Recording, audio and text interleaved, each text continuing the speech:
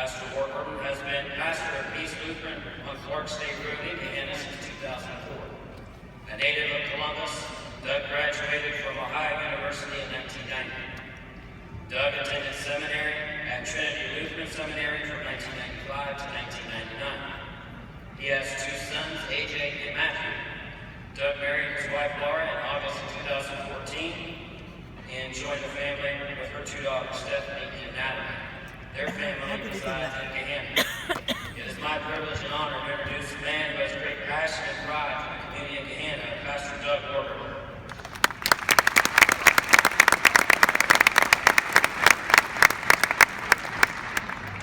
Thank you, Mr. Dodd. Graduates or soon-to-be graduates, how you doing? Oh, come on.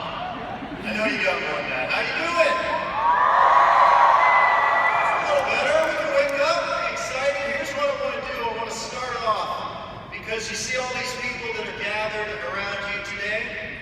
They have put in a lot of time and a lot of effort, a lot of tears, and a lot of sweat, and a lot of joy to lead you to the place where you are now. So what I want to do first is I want you all to stand up.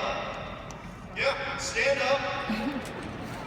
And I want you to turn and look at your loved ones out here, and I want you to celebrate them with a loud, thunderous cheer.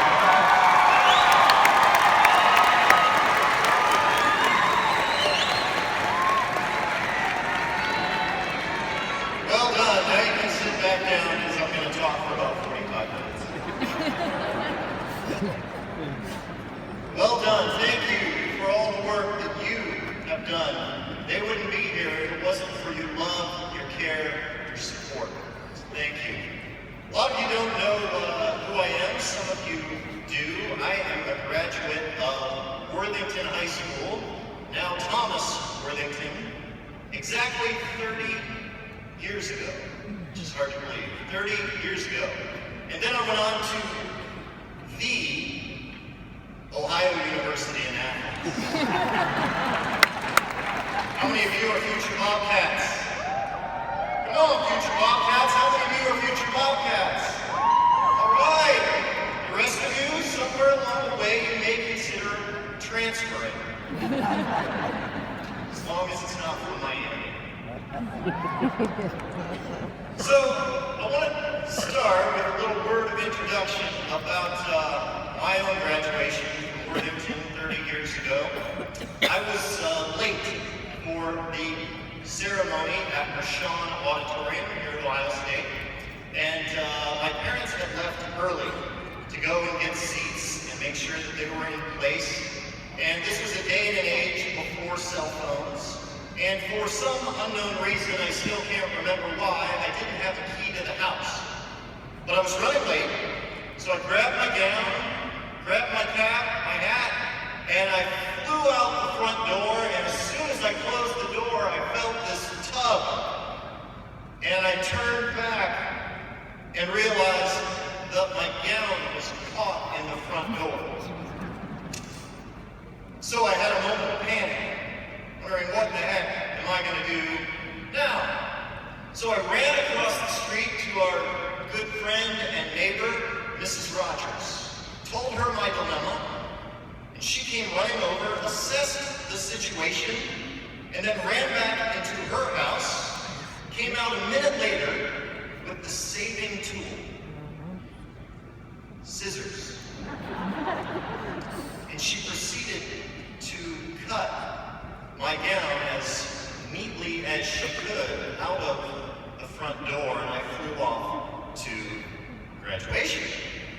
Now, as luck would have it, we in Rashawn, the graduates, were all up on the stage, and all of the families were out in the audience. And so when I stood up front, facing out, the front looked okay. I was fortunate in that regard, but the back of my gown had this big, wide opening that was a little bit awkward. So all the families, I looked fine. But to all the students seated behind me, I looked ridiculous. And as luck would have it, the student directly behind me, his name was Corey. Pastors aren't supposed to say this. I hated Corey. Corey was mean. He was one of the bullies from like kindergarten on. And Corey always had it out for me for some unknown reason. And Corey looked at me as though he wanted to like squish this little bug seated in front of him. And with the scowl on his face, looked at me and said, "Warburton, you are a unique piece of work." Now, when he first said that, I felt about this high. I felt like he really just slammed me. But then I thought about it. And I've thought about those words ever since. You are a unique piece of work. There's truth in that statement.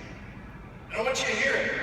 You are a unique piece of work.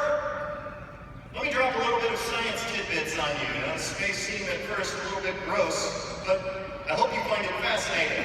Did you know that every single day you shed 10 billion flakes of skin?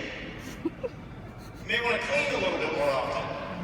10 billion flakes of skin every single day. So 1 month from now, you will have an entirely new set of skin from the skin that you currently have at this very moment. You're being reshaped, reformed all the time. One more little fact for you. Every minute, you have 300 million cells that die and new ones that are formed. So physically, you are being reshaped and reformed all the time. But here's something else.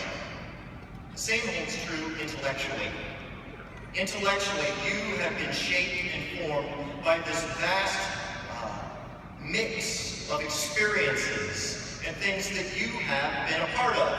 Now, this class, 2016, you have a combination of experiences among you that include a lot of great successes. This class has done some great things.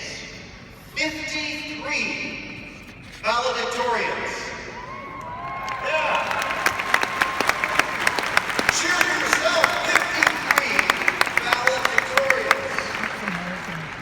Some of you were part of the All-State Jazz Ensemble. One of you made it 3 years in a row. Where's Jalen? Yeah? Think you were shaped and formed by those experiences. Well done, 3 years in a row. Some of you participated in this science, engineering, business competition called Believe in Ohio. 4 of you, I believe. Wayne, Nikki, Sarah, Hallie, where are you? Yeah, Timothy, waving. Way to represent, way to bring home some scholarship money, some prize money. Some of you were a part of teams that brought home some hardware. Baseball team. Where are you? Yeah, some of you. Softball. Well done. We are proud of you. Boys tennis. Girls track and field. Woo! There's so many other teams we could represent and lift up here. How about the band going to Toronto? Marching in Ohio Stadium? Think of the experiences that provided you, things that you will remember for the rest of your lives. Some of you were a part of choir and drama and orchestra. Some of you represented your school at DECA and represented it like so many years in a row Gahanna has done. Well done. But let me also point something else out.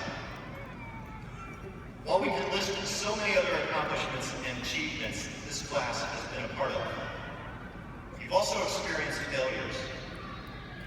Some of you were part of teams that didn't. Some of you didn't make the teams. And some of you, if you were like me when I was in high school, you'd have to double your GPA in order to get to a 4.0. All of this, including the losses that you've experienced, Some of you are wearing pins to remember loved ones who aren't here today. All of these things that you've experienced have added up to make exactly one. You. It's just one. One you. Now, over the years, Gahanna has had some people who, just like you, sat here, graduated, and went on to do some amazing, great things. When we asked one another, who are some famous Gahanna graduates, most recently, when I asked that question, there are 3-4 names that seem to come up more than any other. Yolanda Harris, who graduated, obviously, and is now with ABC 6, Fox 28. Some of you remember Will Trapp playing for Columbus Crew SC.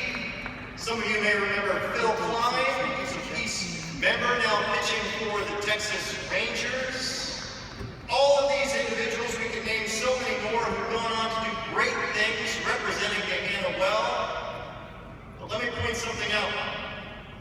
While they motivate us and inspire us, what I want you to hear loud and clear is the world doesn't need another Gahanna, Will, or Phil. While they've done great things and continue to do great things, you can be motivated and inspired by them. You have something that they don't have. As a matter of fact, this class has something that no other graduating class in the history of Gahanna Lincoln High School has. You. It has you. The person who has been formed and shaped by the combination of experiences that only you have. And so what the world needs is for you to be more of what you have been designed and formed to be, because only you have that. So in closing, here's what I want to say. May you be inspired by the words that were meant to be an insult and were turned motivational. May you, graduating class of 2016, realize that you are a unique